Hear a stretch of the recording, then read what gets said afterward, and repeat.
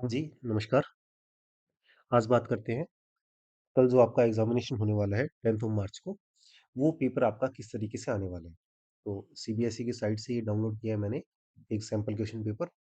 चलिए देखते हैं। तो टोटल 60 मार्क्स का एग्ज़ामिनेशन होगा आपका, जिसमें से 3 घंटे मिलने वाले हैं आपको।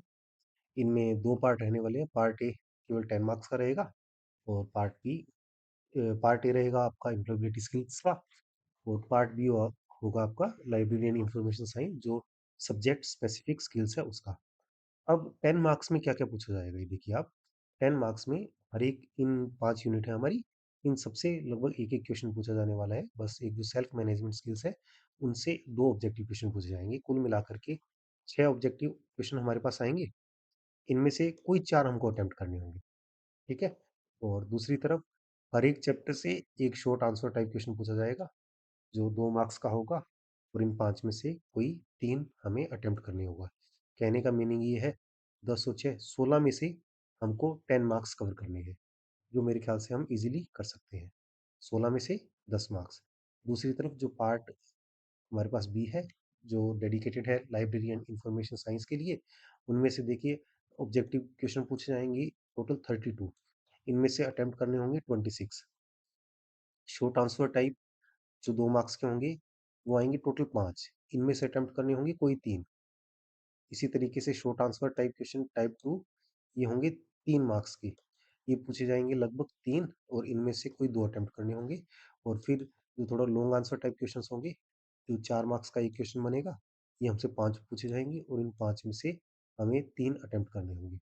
इनमें देखा जाए तो ये स्टार्टिंग की इनिशियली फर्स्ट जो 3 यूनिट है, ये हमारे लिए थोड़ी ज़्यादा इम्पोर्टेंट रहने वाली है। ठीक है? कहीं न कहीं ये हमारे लिए अच्छा स्कोर हमको दे सकती है। कहने का मीनिंग ये है, इन 45 में से 34 क्वेश्चन हमको सॉल्व करने होंगे।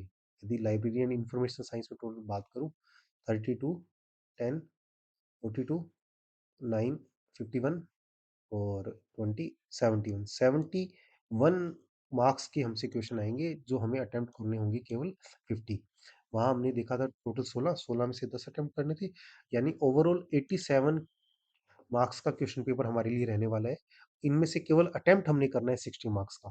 यानी हमारे पास 27 मार्क्स अभी भी हो ऐसे हैं जिनको हम स्किप कर सकते हैं। और 60 में से मेरे ख्याल से जितना आपने मैटर कवर किया है, इस सैंपल क्वेश्चन पेपर में देख भी लेंगे, मोर देन 60 मार्क्स का मैटर हम कवर कर चुके हैं। और आप यदि थोड़ा अच्छा परफॉर्म करते हैं, तैयारी अच्छे से करते हैं, तो 50 मार्क्स आप ईज़िली इस पेपर में अपना स्कोर कर सकते हैं। ठीक है? अब इस वीडियो के जस्ट बाद मैं आपसे शेयर करूँगा एक सैंपल क्वेश्चन पेपर, जो सीबीएसई ने अपनी वेबसाइट पे डाल रखा है। उसके सॉल्यूशन भी इसी तरीके से आपको मैं अभी बता दूँगा। Thank you.